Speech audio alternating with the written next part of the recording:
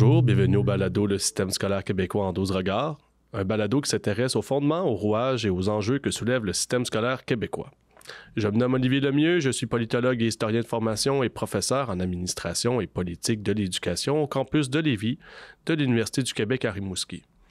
Je suis accompagné dans le cadre de ce balado par Frédéric, lui aussi professeur à l'Université du Québec à Rimouski, pour sa part spécialiste en sociologie de l'éducation. Salut Frédéric. Salut Olivier. Heureux de te retrouver pour ce nouvel épisode. Dans le cadre du présent épisode, nous avons le bonheur de recevoir un collègue de l'Université Laval, Denis Jeffrey, professeur qui s'intéresse entre autres à la sociologie de l'enseignement et à l'éthique professionnelle des enseignantes et enseignants. Peux-tu nous dire quelques mots sur toi, cher Denis?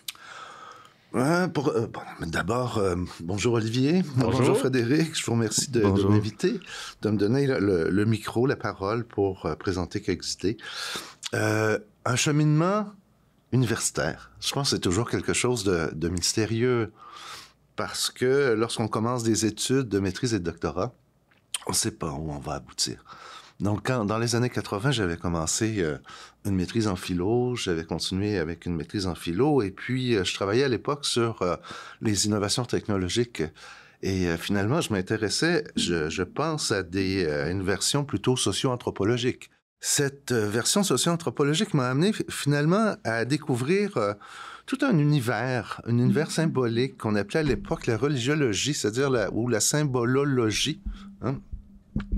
Et dans cet univers socio-anthropologique, on étudie les phénomènes, non pas dans leur version, je dirais, pour ce qui serait de leur efficacité, mais dans une version symbolique, c'est-à-dire comment on les reçoit, qu'est-ce qu'on fait avec ces outils technologiques et surtout, quel sens ils peuvent avoir pour moi. Donc, j'ai rencontré un prof qui s'appelait Guy Ménard, qui étudiait à l'UQAM, qui travaillait justement sur le sens symbolique des nouvelles technologies. Je suis allé travailler avec lui et finalement, là-bas, j'ai rencontré plein de profs, dont un prof qui était en visite qui s'appelle Michel Maffesoli, qui est aussi un socio-anthropologue du symbolique, que lui, il s'appelle socio-anthropologue de l'imaginaire.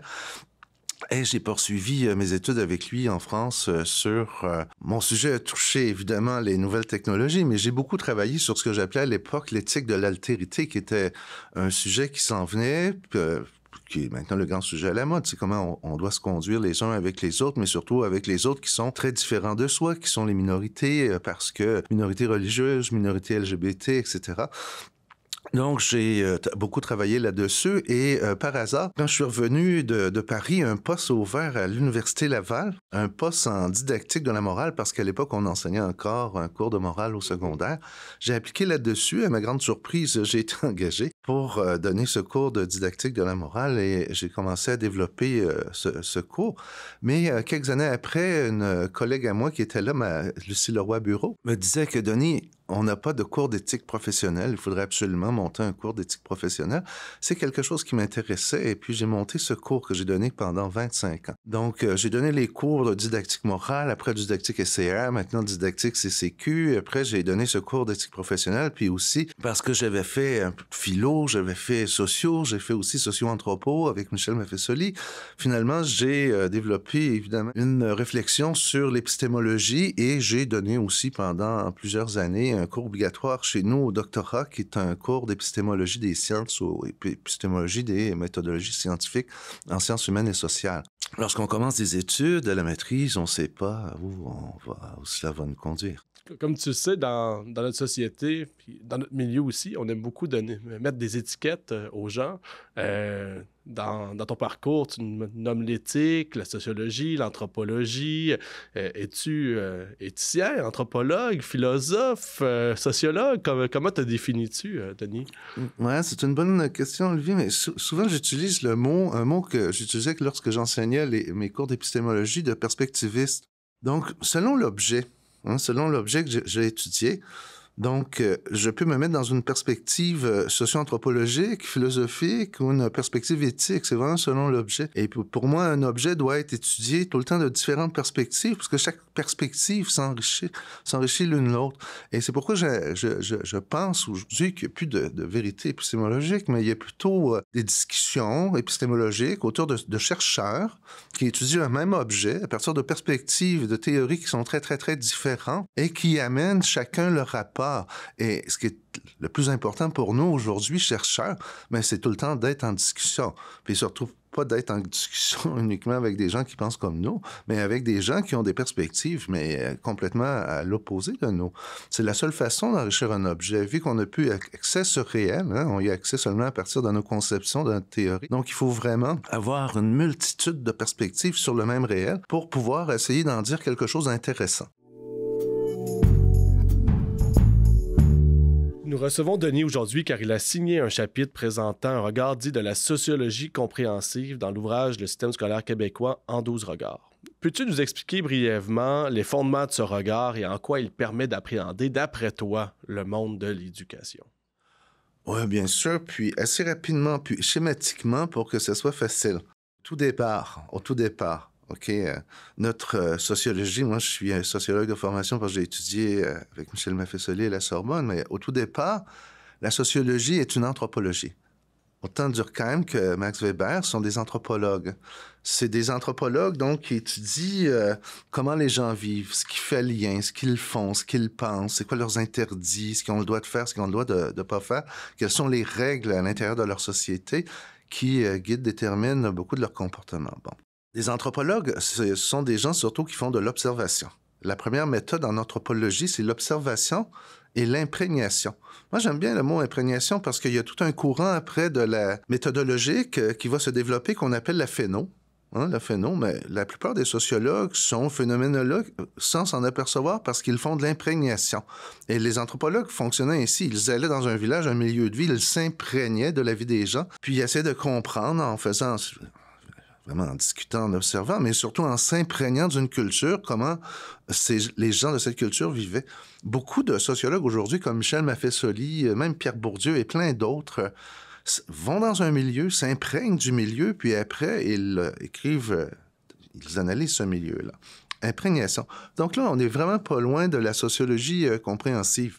Parce que ce que c'est de faire la sociologie compréhensive, c'est de comprendre comment les individus qui ont été socialisés par une culture, mais ils ont été socialisés, mais ça ne leur empêche pas d'avoir une conscience d'eux-mêmes, une conscience de leur culture, d'avoir une certaine réflexivité, un détachement. Donc, ils sont capables de dire des choses qui sont des commentaires critiques, positifs ou négatifs sur leur culture. Donc, ça, c'est toute une voie que Weber a développée. Weber, lui, s'est intéressé, il dit, une fois que les gens sont socialisés, ils sont pas rendus des robots, ils sont pas des clones, ils n'ont pas une pensée unique, ils sont capables de penser par eux-mêmes. Donc, on va aller auprès d'eux pour savoir comment ils voient leur propre société. Et à côté de ça, il y a les Durkheimiens.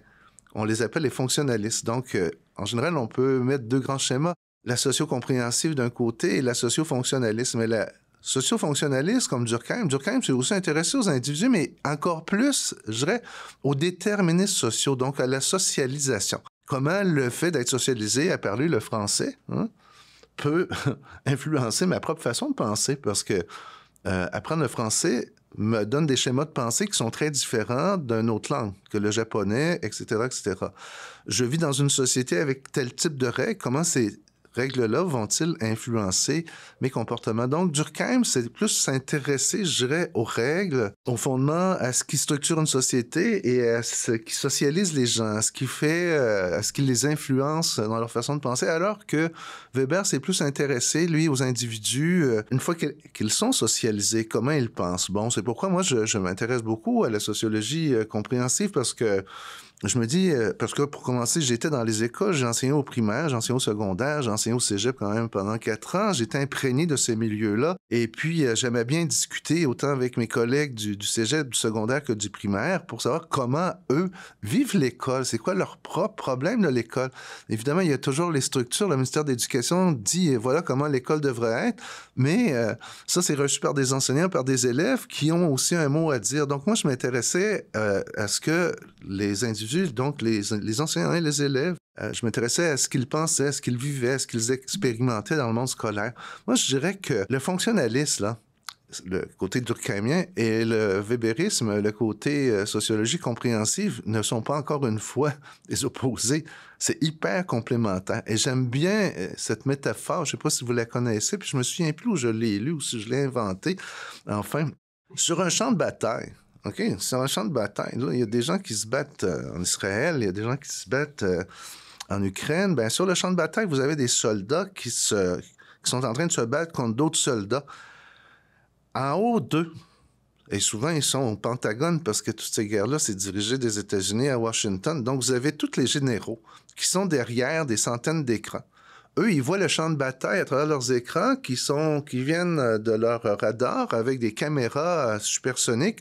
Donc, ils voient d'en haut ce qui se passe.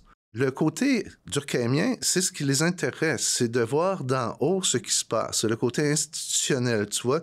Donc, ils regardent le champ de bataille, puis ils sont capables de dire aux soldats, « Oh, attention, dans 3 kilomètres, il y a des tanks qui s'en viennent de ce côté-là. » Puis ici, du côté de... Bon, ils sont capables de dire un certain nombre de choses, mais il y a des choses qu'ils ne peuvent pas voir. Parce que lui, le soldat, dans sa tranchée ou qui avance dans une forêt, il voit des mines. Non, là, il y a des mines. Dans le plancher, c'est dans le sol qu'on ne peut pas voir quand on est le général, tu sais, du haut des airs, lui, dans son bunker. Mais on a besoin, moi, je pense, j'ai toujours eu besoin, enfin, de ces deux perspectives pour comprendre le monde scolaire. Donc, je dois comprendre autant toute la structure, toutes les règles de l'institution, les lois, d'ailleurs, parce que j'ai fait tellement de choses à l'université, mais 25 ans de ma carrière aussi a passé à comprendre les lois qui régulent le comportement des enseignants en classe, hein, parce que je me suis dit, ils n'ont pas d'éthique professionnelle, ils n'ont pas d'ordre professionnel, mais qu'est-ce qui les oblige à faire un certain nombre de choses? Donc, évidemment, c'est pas non plus les textes du ministère de l'Éducation, mais c'est les textes de loi. C'est des juges, en prenant des décisions, qui disent aux enseignants, voilà comment tu dois te comporter en classe. C'est un peu spécial. Donc ça, c'est le côté weberien, c'est le côté de l'institution. Tu dois te comporter de telle façon parce que tel juge dit que tu dois avoir, par exemple, un comportement exemplaire devant les élèves. Mais ça veut dire quoi, avoir un comportement exemplaire? Là, quand on en parle avec les enseignants, bien, ils vont nous dire, ben, pour moi, s'il faut que j'aie un comportement exemplaire, avoir un comportement exemplaire, ça veut dire être compétent, être respectueux, être un peu bienveillant, etc. Donc là, j'aime avoir les deux versions. Mais comme je vous dis, encore une fois, je suis un perspectivisme. Donc, c'est pas des choses qui s'opposent, mais c'est vraiment des choses qui sont complémentaires. Donc, il faut être sur le terrain, pour savoir vraiment, tu sais, qu'est-ce qui se passe en bas. Puis, en même temps, c'est bien aussi d'avoir des radars et puis de pouvoir voir les choses de haut, tu sais. Mais c'est quand on met ensemble, évidemment, ces deux points de vue qu'on enrichit et qu'on peut peut-être mieux comprendre ce que vivent les enseignants et les élèves dans une classe. Peut-être pour compléter, parce que j'utilise... plusieurs de tes textes dans mon cours d'éthique et profession enseignante. Puis quand je présente justement l'exigence de moralité exemplaire par plusieurs arrêts de la Cour suprême, notamment à partir d'un de tes textes, les étudiantes, les étudiantes qui sont dans mes cours, ils viennent d'un peu partout en Gaspésie, puis sur la Côte-Nord, puis dans des petits villages.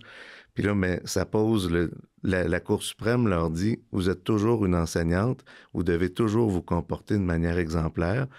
Puis donc là, mais ça dit, ouais, mais moi, je vis dans un petit milieu. Des fois, je vais au bar, je prends peut-être un verre de trop, mais là, je devrais ne pas aller au bar parce que les gens savent que je suis enseignante et il faut que j'ai une moralité exemplaire. Donc, quand on regarde de façon théorique, ce sujet-là, on peut comprendre ce qui amène les juges à dire ça, mais quand on regarde la perspective des individus dans leur réalité qui leur est propre, mais là, on voit qu'il y a d'autres perspectives, puis on dit, ben oui, c'est vrai, elle côtoie les parents des élèves, puis peut-être même les élèves des fois au bar. Donc, il y a tout... C'est ça, c'est une situation toujours complexe, puis qui demande plusieurs regards pour la comprendre. Ah, vous avez tout à fait raison là-dessus, Frédéric, et surtout que ce sont 2 décisions de la Cour suprême du Canada de 1976 qui datent, qui n'ont pas été remises en question, donc c'est un lieu de loi. Malheureusement, ici, les décisions de justice, la jurisprudence tient lieu de loi, de règles. Les étudiantes, c'est ça, ils sont toujours un peu surprises quand on leur parle de ça, là, la question des lois ou des attentes qu'on a à leur égard. Puis un autre livre, je ne veux pas avoir l'air groupie, mais un autre livre de Denis autour d'un mot qu'on entend beaucoup, c'est l'insubordination. C'est souvent l'arme des centres de services scolaires pour dire, ben non, les enseignants n'ont pas le droit de dénoncer ce qui se passe parce qu'ils ont un devoir de loyauté, puis s'ils brisent ce devoir-là, ben, ils sont en insubordination par rapport à leur employeur. Autorité qui a été renforcée par la loi 40 qui a centralisé le pouvoir autour du poste de direction générale dans les centres de services scolaires et ultimement dans le bureau du ministre. Donc, j'aimerais t'entendre là-dessus sur l'insubordination parce qu'il y a aussi toute la question de l'autorité. Les enseignantes, les étudiantes qui sont en même temps enseignantes, ils nous disent que leur plus grand défi, c'est les parents qui reconnaissent pas leur autorité. Donc, il y a comme toutes sortes de conflits autour de l'autorité, autour de l'insubordination. Donc, c'est une question fondamentale, mais très complexe. La question de l'insubordination dans le monde scolaire nous rappelle toujours que tout le système scolaire, il est hyper hiérarchique. C'est un système, j'ai jamais vu un système hiérarchique comme ça. Je l'ai vécu de l'intérieur quand j'ai été enseignant, mais de l'extérieur aussi parce que je voyais un peu comment ça se passait. L'armée, peut-être. Oui, j'allais dire l'armée, c'est pas pire aussi. Non, mais tu sais, l'armée, on le sait, c'est hiérarchique, puis on se dit, ben, heureusement que c'est comme ça sauve des vies au sol, OK? Il faut que ça soit hiérarchique. Il faut qu'un soldat obéisse à la lettre. S'il bouge pas, à un moment donné, il peut mettre tout son régiment en danger. Mais le système éducatif est resté aussi hyper hiérarchique. Et une des armes de ce système-là, puis c'est pourquoi des fois, il y a des choses qu'on ne comprend pas surtout très, très bien, mais une de ces armes, c'est de se servir des avis disciplinaires pour insubordination. Ouais. Dans l'école Bedford, c'est ce que j'ai pas compris. Ben oui, moi non plus. Hein. Parce que c'était tellement facile. Ouais. Vous avez 1, 2, 3 personnes qui sont des enseignantes. Probablement, on le dit pas, il y était 11 personnes au primaire. En général, c'est presque tous des enseignants. Puis encore là, on cache des choses. Moi, je sais pas pourquoi. Mais vous avez, avant d'être 11, il faut être 3 ou 4. On envoie un avis. C'est juste une petite lettre. Une lettre, on dit, dans cette lettre-là, sur les mêmes, j'en ai analysé des centaines de lettres comme celle-là. Ben, écoutez, vous avez fait ceci, ça va à l'encontre de telles règles, puis je m'attends à ce que vous fassiez cela. C'est tout.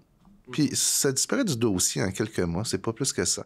Si la personne n'obtempère pas, ben, on envoie là un autre avis disciplinaire, OK? Puis on y va vraiment tranquillement. On dit, ben écoutez, je m'attendais à ce que vous fassiez telle affaire. Vous m'aviez dit même que vous alliez changer votre comportement, puis vous ne l'avez pas changé. Donc, cette fois-ci, je suis obligé d'être un peu plus sévère, puis je vous donne une journée de suspension, avec ou sans salaire.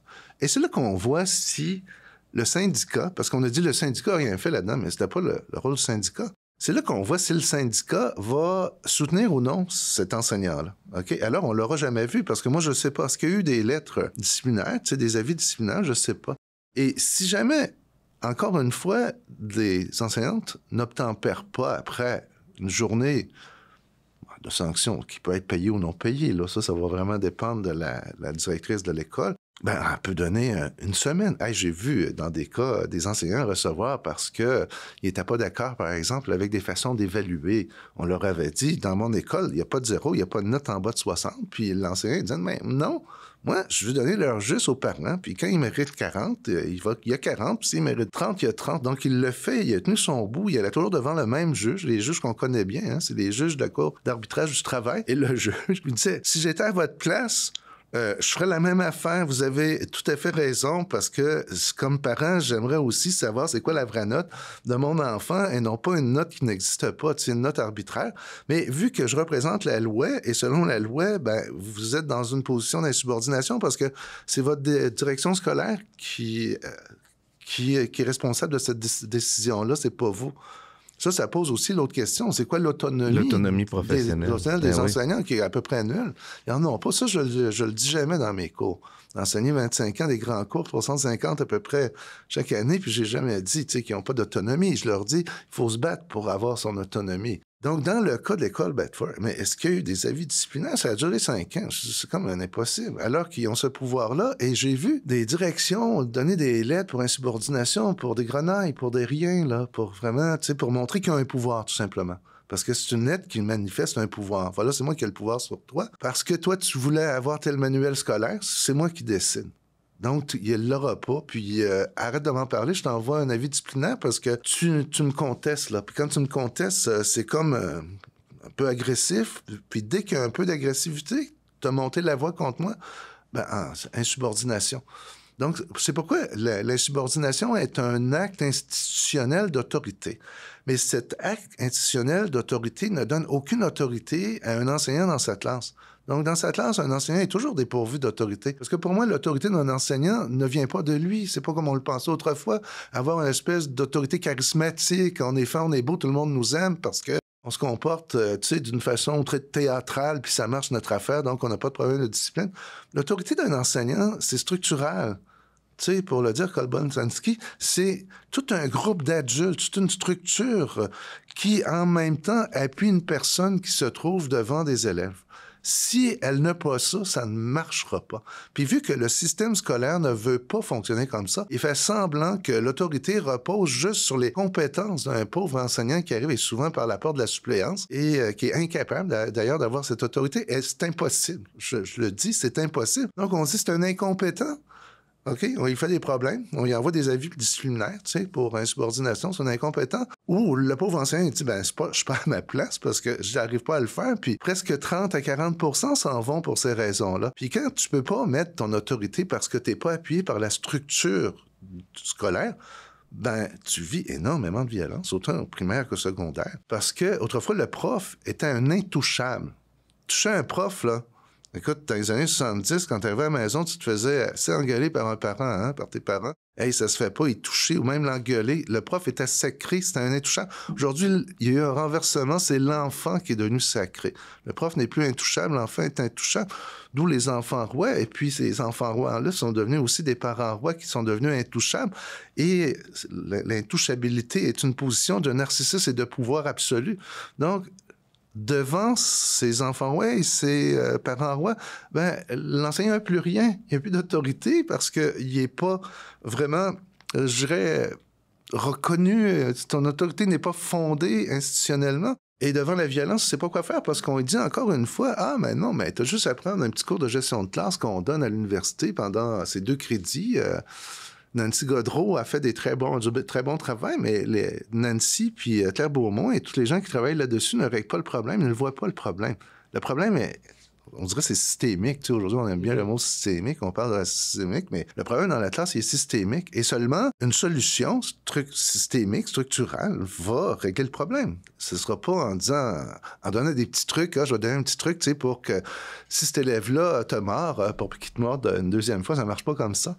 Donc, puis pour donner un exemple, parce que les exemples sont toujours bons, imagine-toi un juge dans une cour, sans toute l'apparat, sans tous les rituels, sans les policiers autour, sans les séparations d'un côté, vous avez le procureur de défense, le procureur de poursuite, etc. Il y a un décorum qui est extraordinaire. L'obligation de se lever quand il rentre dans la salle. C'est ça qui crée l'autorité du juge, parce que le juge en pantoufle, il n'y en a pas d'autorité. Mais là, cette mise en scène-là lui en donne une, et c'est ça que ça prend dans une classe pour avoir l'autorité. C'est pourquoi j'ai toujours l'impression que beaucoup de réponses à des problèmes scolaires, qui sont des problèmes graves, parce que la crise d'autorité, c'est une crise sociale, c'est une crise qui date, Anna Arendt en parlait déjà il y a 60 ans. Freud en parlait Freud, le premier, tu sais, là, maintenant ça fait 90 ans, il en parlait, c'est lui qui disait His Majesty the Baby, il dit il y a quelque chose qui est en train de se passer, il y a un renversement, il n'y a plus d'autorité. Puis le plus grand danger, d'ailleurs, voyait Freud, on est dans les années 30, il dit cette espèce de manque d'autorité de la vie quotidienne va créer des nouvelles figures d'autorité comme Hitler, comme Trump, comme Poutine, etc. Il le voyait déjà. L'autorité, autrefois, était surtout au papa dans la famille. Évidemment, elle ne peut plus être aujourd'hui au père de famille. Elle peut être non plus au père divin. Elle n'est plus non plus au père qui est le curé. Donc, il faut vraiment les réinventer. On est rendu là, mais ça se réinvente à travers des structures, des rituels, du symbolique, de l'imaginaire. D'où, tu sais, pourquoi je suis parti tout à l'heure de loin en disant que j'ai beaucoup étudié, tu sais, les structures anthropologiques de l'imaginaire, entre autres de Gilbert Durand, et puis toute la socio-anthropologie de Mars et Durkheim aussi, hein, ont beaucoup parlé, tu vois, ce qu'on pourrait appeler les actions symboliques comme don, contre-don, etc., tous les rituels, parce que les rituels, on est toujours dans le symbolique, ça a l'air de rien, mais quand tu piles sur le pied d'une personne, si tu t'excuses pas, peut-être le doigt une taloche, si tu t'excuses, tout de suite, t'es pardonné. Pourquoi? On est vraiment dans un moment symbolique particulier, il y a un sens à ça, et c'est ça qu'il faut recomprendre comment fonctionne une société. Mais aujourd'hui, parler de rituels, c'est comme si tu leur parlais, tu sais, de choses anciennes, puis ils comprennent pas que ça pourrait avoir, que ça peut avoir une certaine efficacité, entre autres, pour asseoir l'autorité d'un enseignant ou d'une enseignante dans une classe. Et puis, Frédéric, que retiens-tu de l'épisode d'aujourd'hui? Bien, beaucoup de choses, des questions qui viennent s'accrocher à l'actualité, des éléments qui persistent dans le temps, auxquels on peut regarder avec même un regard historique la transformation, par exemple, de l'autorité de l'enseignant, puis aujourd'hui, comment cette autorité-là est plus ou moins reconnue. Donc, il y a toute l'importance de la multiplicité des regards. Puis ce que je retiens aussi, c'est l'importance à accorder aux symboles qui peuvent avoir l'air, comme Denis le disait, d'une banalité, mais d'avoir des éléments qui attisent le sentiment d'appartenance, la reconnaissance de l'expertise, le fait d'appartenir à une communauté. Bien, c'est des éléments, peut-être que il n'y a personne qui est capable de mettre ça en marché, le symbolique, fait que c'est pour ça qu'il n'y a pas de dépenses à faire autour de ça. Donc, je sais pas, j'essaie de voir pourquoi ça semble si simple, puis que c'est pas tant mis en œuvre. En tout cas, encore une fois, je pense une belle contribution à notre réflexion autour du système scolaire, puis de l'importance de multiplier les regards qu'on y porte pour mieux comprendre ce complexe système-là. Absolument. Et dans mon cas, je retiens que derrière chaque sociologue se cache en fait un anthropologue.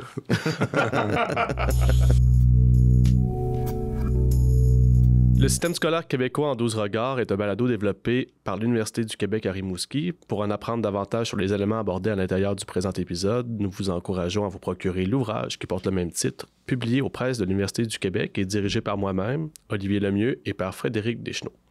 Rendez-vous au prochain épisode.